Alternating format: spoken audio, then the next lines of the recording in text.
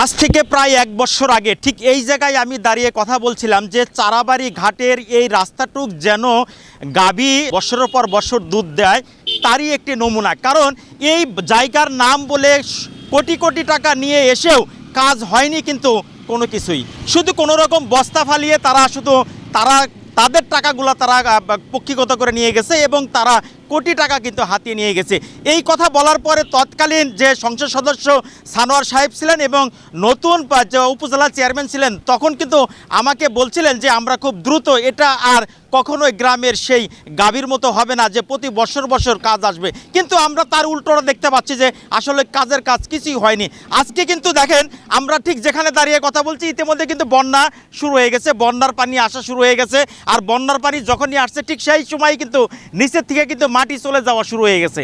তার মানে যখন মাটি চারা চলে যাওয়া শুরু হবে ঠিক একই অবস্থা হবে। পানি উন্নয়ন বোর্ডে কোটি টাকা বাজেট দিবে, একটি পর্যায়ে এসে সেই বাজেটের কাজ কতটুকু হবে সেটাও কিন্তু প্রশ্নবিদ্ধ। কারণ ইতিপূর্বে যতগুলো বাজেট হয়েছে যদি সূক্ষ্মভাবে কাজ হতো তাহলে আজকে এখানে মানববন্ধনের জন্য শত মানুষের দাঁড়াতে হতো না। আমি যখন কথা বলছিলাম এটা নিয়ে যেন কয়েকবার রিপোর্ট প্রকাশ করছি, এখানকার স্থানীয় অসংখ্য লোকই তখন বলছিলেন যত টাকা আসছে সেখানে যদি কোদাল এবং টুপরি দিয়ে মাটি কাটাও হতো তাহলেও এখানে আর কোনোদিন ভাঙার সম্ভাবনা ছিল না। তার মানে বুঝতে হবে যেখানে কত কোটি টাকা থেকে এখান থেকে লুটপাট করেছে বিগত দিনে যারা দায়িত্ব ছিলেন তারাই। আর আজকে যাতে লুটপাট না হয়, নতুন করে যাতে রাস্তাটা সংস্কার হয় এবং সবচেয়ে বড় কথা হলো ধলেশ্বরী নদীর যে স্রোতটা, এই স্রোতটা যেন এখানে ধাক্কা লেগে নতুন করে ভেঙে না যায় এবং নতুন করে রাস্তাটা যেন নষ্ট না হয়, এই জন্য কিন্তু দাঁড়িয়েছে এলাকার শত শত মানুষ।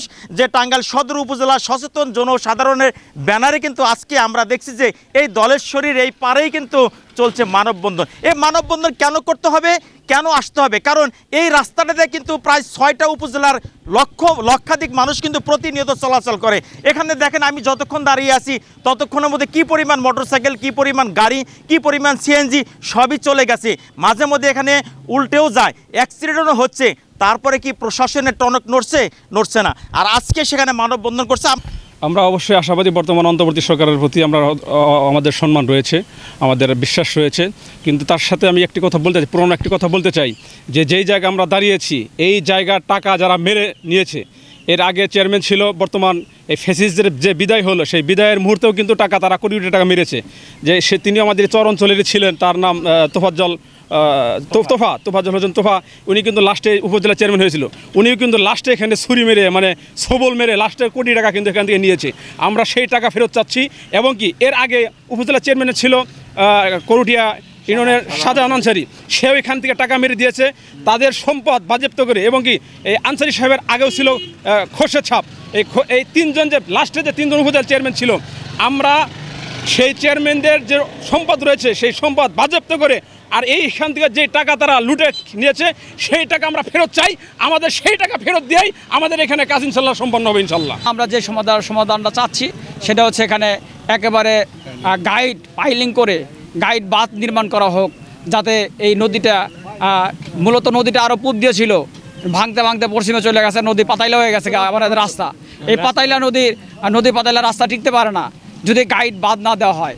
এই জন্যে আমরা স্থায়ী কাজের জন্য গাইড বাঁধ নির্মাণ করার দাবি করছি, যাতে এই রাস্তাটা স্থায়ী হয়, নচেত এই রাস্তা টিকবে না।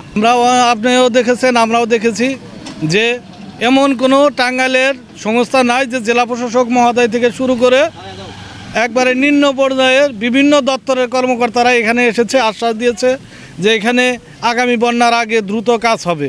কিন্তু কাজের কাজ আসলে কিছুই হয় নাই, যেটা যে অস্থায়ীভাবে একটু প্রোডাকশন দেওয়া হলেও স্থায়ী কোনো, আর গতবারে তো কোনো কাজই করা হয় নাই। কারণ যে আপনারা দেখেছেন যে এই বাড়ি পর্যন্ত একদম ভেঙে গিয়েছিল। তো আমরা এলাকাবাসী এবং নিজের অর্থায়নে কিছু মাটি ফেলে এই এক বছর মানুষ যাতায়াত করলো। তো আমরা চাই যে অতি দ্রুত এইখানে আমাদের ইউনিয়ন পরিষদের একটা বৃহত্তর বাজেট আছে, উপজেলা পরিষদের একটা বৃহত্তর বাজেট আছে। আমরা কোনো কথা শুনতে চাই না। এটা যেহেতু এলজিডির রাস্তা, এলজিডিরও দায়বদ্ধতা এখান থেকে এড়াতে পারে না। তো এখানে যেহেতু প্রতিনিয়তই মানুষ এখানে মরণ ফাঁদের মতো এই রাস্তা না, এখানে মরণ ফাঁদ সৃষ্টি হয়েছে। যে সব সময় দুর্ঘটনা হচ্ছে, যে কোনো সময় গাড়ি ঘোড়া উল্টে যাচ্ছে, মানুষ অত্যন্ত কষ্ট করে ঝুঁকি নিয়ে, জীবনের ঝুঁকি নিয়ে এখানে শহরে যাতায়াত করে। তো আমি আপনাদের মাধ্যমে আমি সংশ্লিষ্ট কর্তৃপক্ষকে অনুরোধ জানাবো যে অতি দ্রুত এই এলাকার জনগণের দুর্ভোগ লাঘব করার জন্যে দ্রুত পদক্ষেপ নেওয়ার জন্যে যাতে স্থায়ী একটা গাইড বাত এখানে দেওয়া হয়। এবং এই অঞ্চলের বিশাল জনগোষ্ঠী যারা এই রাস্তায় চলাচল করেন দীর্ঘদিন যাবতই তারা এই বর্ষাকালে একটা কষ্টে জীবনযাপন করে। এই সরকারের প্রতি আমাদের আস্থা রয়েছে। টাঙ্গাইল যারা দায়িত্ব, কেন্দ্রের যাদের দায়িত্ব, তাদেরকে আমরা ইতিমধ্যে অবহিত করেছি। তারা আমাদের আশ্বাস দিয়েছেন। আমরা সেই আশ্বাসের উপর ভিত্তি করে আশা করি অতি দ্রুত কাজ ধরা হবে। তা যদি না ধরা হয় তাহলে আমরা মনে করব তারাও জাতির সাথে আমাদের সাথে বিশ্বাসঘাতকতা করলেন। আমরা তাদেরকে বিশ্বাসঘাতকের সেই কাতারে ফেলতে চাই না। আমরা তাদের আস্থা রাখতে চাই। এই তোরাবগঞ্জ থেকে শুরু করে আপনার চারাবাড়ি পুরাবাড়ি মানুষের দুঃখ লাঘবে অতি তাড়াতাড়ি তার কাজ ধরবে বলে আমরা বিশ্বাস রাখি। আজকে মানববন্ধনের মধ্য দিয়ে যে দাবিটা উত্থাপন করা হয়েছে দলেশ্বরীর এই বাঁধটা যদি নির্মাণ হয় তাহলে কিন্তু পশ্চিম টাঙ্গাইলের কৃষক যারা আছেন তারা কৃষি কাজ শেষ করে তাদের উৎপাদিত ফসলগুলো তারা সুন্দরভাবে টাঙ্গাইল নিয়ে আসতে পারে। এবং শুধু তাই নয়, এই রাস্তা দিয়ে সিরাজগঞ্জ চৌহালের থেকে শুরু করে প্রায় 6 থেকে 7টি ইউনিয়নের লক্ষ লক্ষ মানুষ কিন্তু যাতায়াত করছে, বড় বড় গাড়ি যাচ্ছে। কিন্তু দেখা যাচ্ছে যে শুধু একটি গাইড ওয়ালের জন্য এখানে যেভাবে ভেঙে যাচ্ছে, এটা যদি দ্রুত যদি সংস্কার করা না হয় তাহলে পশ্চিম টাঙ্গাইলের সাথে যোগাযোগ বিচ্ছিন্ন হয়ে পড়বে মূল শহরের সাথে।